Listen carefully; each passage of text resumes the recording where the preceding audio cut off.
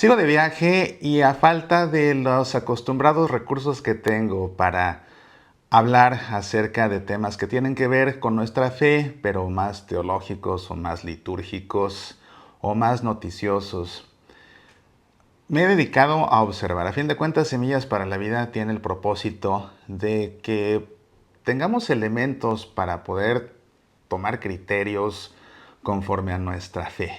Y la fe la vivimos en la vida. A Dios le damos culto en gran parte cuando vamos a misa en la iglesia o cuando lo adoramos en una capilla de adoración o cuando rezamos. Pero también le damos culto viviendo la vida. Entonces, Semillas para la Vida, a fin de cuentas, es una serie de reflexiones que tienen el propósito de ayudarnos a vivir nuestra vida de fe. Y así observando lo que he tenido que enfrentar acá, ya te he hablado de algunas cosas en los últimos episodios de Semillas para la Vida. Quiero reflexionar contigo acerca de algo que me sucedió en el restaurante a la hora del desayuno. Estaba yo desayunando solo y en la mesita de enfrente llegó una familia, la sentaron justamente enfrente de mí, así que no tenía yo manera de no ver lo que estaba sucediendo. Un matrimonio muy joven, ellos hablaban en francés, no sé si venían de Francia, probablemente de Bélgica, y tenían dos niños pequeños, una niña de 3 años a lo sumo, y un niño que prácticamente era todavía un bebé. Todavía había que cargarlo, sentarlo en su sillita, ponerle su chupón o su chupete, como le digan en tu país. Y pues aquí está haciendo un calor verdaderamente espeluznante. Entonces, bueno, pues comenzaron a desayunar o en lo que les servían el desayuno, algo así. Aunque era buffet, se tenían ellos que levantar por sus alimentos, pero el niño, que te digo, pues habrá tenido, si acaso, un año. Ya sabes cómo son, él estaba con su chupete, con su chupón y moviendo las manos. De pronto tomó su mantelito, ya sabes que en los restaurantes te colocan un mantelito individual en tu lugar.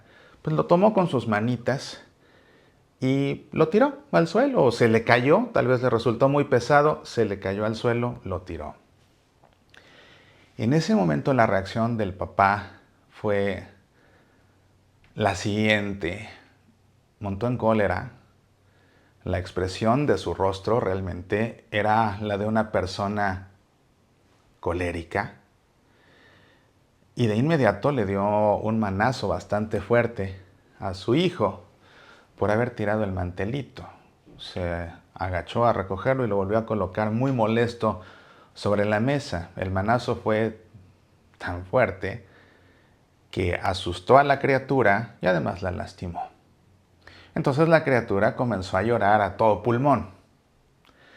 Y pues, lógicamente que la gente alrededor, pues acostumbrada a que los niños lloren, pero sí fue un buen rato de un llanto muy fuerte que incomoda a los comensales inevitablemente. Viendo yo lo que sucedía, mi reacción fue también de mucha molestia. Y pensaba yo, por un lado, en cómo el enojo puede ser una virtud, porque ciertamente que la ira es uno de los 7 pecados capitales. Sin embargo, hay un enojo que es bueno, porque es el enojo que es fruto de indignarse por la injusticia, que fue lo que le pasó a Jesús cuando limpió el templo, por ejemplo. Y si no nos indignáramos ante la injusticia, nadie haría nunca nada por combatirla, por frenarla, por impedirla. Me quedé yo muy molesto con este individuo, lógicamente, pero no era mi lugar pararme a enfrentarlo. Ganas no me faltaron. Él era como te digo, un padre muy joven, de complexión muy delgada. Y sí, te confieso que en ese momento me dieron ganas de dejar la mesa a un lado, ponerme de pie y decirle, ponte con uno de tu tamaño. Claro que ganas no me faltaron. Pero no lo hice por prudencia. Pero me quedé muy preocupado por esta criatura porque ante una reacción así, ¿qué futuro le espera con un padre así? Que sí, seguramente quiero pensar que es un padre que hará por darle la mejor educación posible, por consentirlo cuando pueda, pero que reacciona de esa forma, ya si reacciona de esa forma con un niño que todavía no tiene conciencia de sus actos y que por accidente tira un mantel. No quiero pensar lo que va a pasar después cuando ya el niño haga travesuras o cuando dé una mala respuesta en su proceso de formación que tienen todos los niños, ¿cómo le va a ir? Como te digo, está haciendo muchísimo calor aquí y ya que terminaron de desayunar, la mamá se levantó, fue donde el buffet y volvió con un helado de fresa. El niño, que estaba sudando, escupió el chupón y estiraba las manos para quitarle el helado a su mamá. Incluso alcanzó a tocarle el cono del helado y la señora no le convidaba, ella sabe, ¿no? Cada quien sabe cómo alimenta a sus hijos. Pero el niño lloraba y ella por la fuerza le volvía a meter el chupón en la boca. Y el niño se lo escupía y ella con más fuerza le metía el chupón en la boca. Y el niño todavía más lloraba y estiraba las manos hacia el lado. Y no, la señora no se dio. Con mucha fuerza le trataba de meter el chupón que el niño le rechazaba y aún así se lo seguía metiendo, forzándolo. Ya era un forcejeo físico para ella meterle el chupón y no convidarle el helado. Te digo, no sé, cada mamá sabe qué le da a sus hijos y qué no, pero era una reacción lógica de un niño en un ambiente tan cálido y tan húmedo como este que se vive aquí. Vaya, pues sí me quedé preocupado por el niño, me quedé muy molesto con estos dos, porque esas no son las formas, y si así están empezando a ser padres, yo no sé qué va a pasar después, si no se lo toman en serio.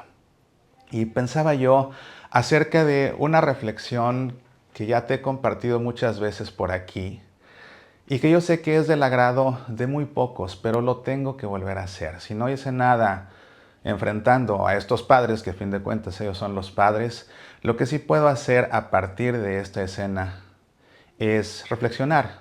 Reflexionar y que esto le haga bien al que quiera tomarlo como lo que es información positiva y además información fundamentada. En otras ocasiones, a lo largo de los años, me he expresado ya en contra de la violencia física intrafamiliar y me he manifestado en contra de los golpes supuestamente correctivos de los padres, porque es una gran realidad que ningún papá y ninguna mamá golpean a un hijo con la cabeza fría, nunca de forma calculada, porque no hay ninguna tabla en ningún manual de formación de menores, en ninguno, donde diga, si responde mal, 3 bofetadas. Si reprueba un examen, con 10 cinturonazos se corrige.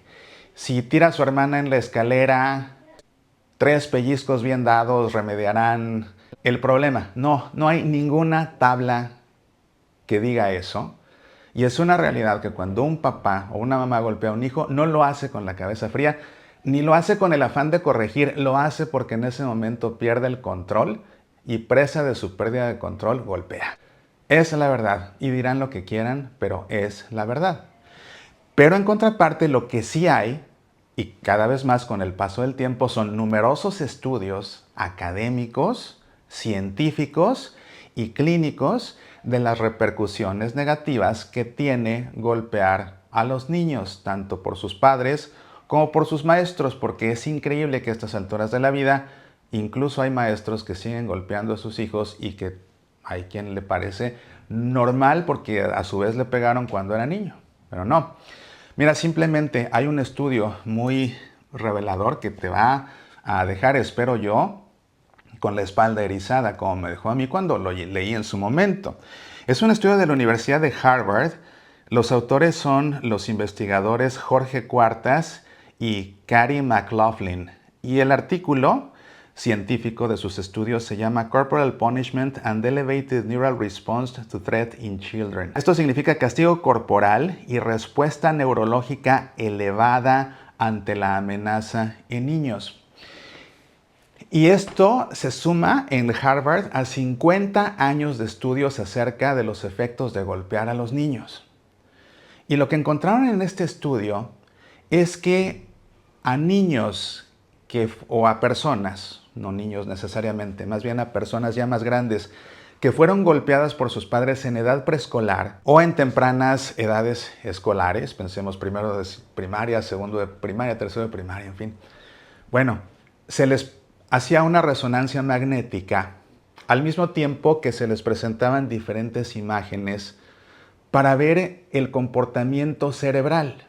Y al mismo tiempo se practicaba el mismo estudio a otros tantos que no fueron golpeados por sus padres. Y algo que se observaba, por ejemplo, era cómo el cerebro de los niños o de las personas que fueron golpeadas de niños por sus padres registraba patrones equivalentes a los patrones que muestra en un estudio idéntico las personas que fueron abusadas sexualmente. Y en este caso, el estudio se centraba en la percepción de la amenaza. Entonces, lo que acababa pasando con esto es que los que fueron golpeados de niños por sus padres percibían como amenazantes ciertas imágenes que quienes no fueron golpeados por sus padres no las percibían como amenazas y que de hecho no eran escenas amenazantes. Ese era precisamente el propósito del estudio. Entonces, quienes fueron golpeados por sus padres percibían como amenazas cosas que de hecho no lo son y su cerebro se comportaba como el de quien fue abusado sexualmente. Lo que significa, según este estudio, que se genera un miedo en reacción, en respuesta inmediata ante situaciones que ni siquiera son de riesgo. Y esto me hizo pensar en algo que también he comentado mucho y que comento en mi conferencia ¿Por qué no puedo perdonar? Y en mi novela El laberinto del perdón, cuando te hablo acerca de los famosos atrapaflechas. Ya sabes, esos que van por la vida como cazando cosas para clavárselas ellos en el corazón y sentirse ofendidos. Entonces, las personas resentidas que van por la vida piensan que todo el mundo está tratando de agredirlos. En consecuencia, ven en todo el mundo a un potencial enemigo. Y cada cosa que hagan, que digan, una sonrisa, una mirada, la interpretan como una agresión. Y como se sienten agredidos por todos, tienen que defenderse, sienten que tienen que defenderse. Y como la mejor defensa es el ataque, las personas resentidas suelen ser personas agresivas con los demás, que con todo el mundo se pelean.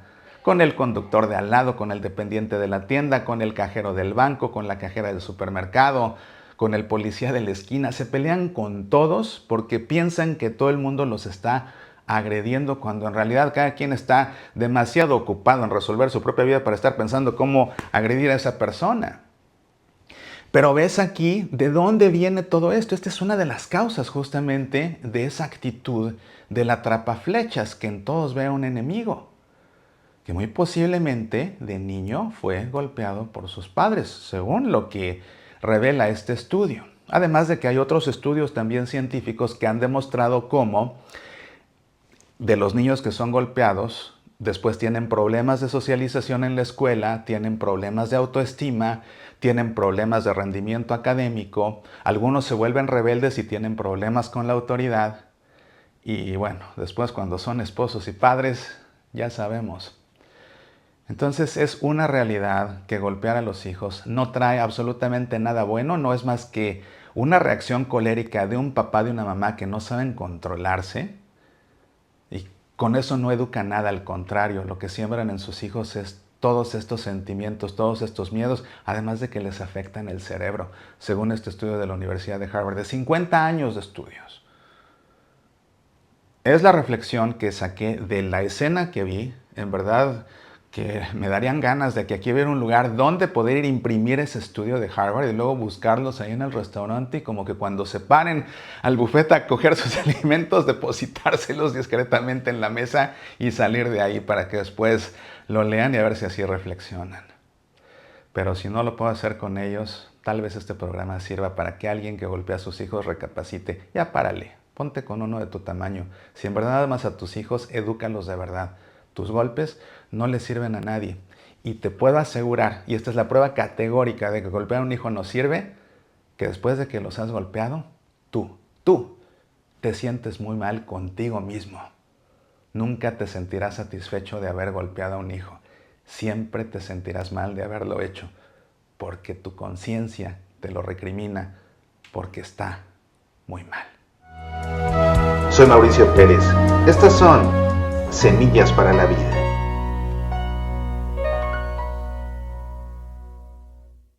Una familia se muda a una nueva ciudad y al comenzar a hacer amistades, su vida comienza a dar un giro inesperado que los hace dudar si el cambio de residencia fue la decisión correcta.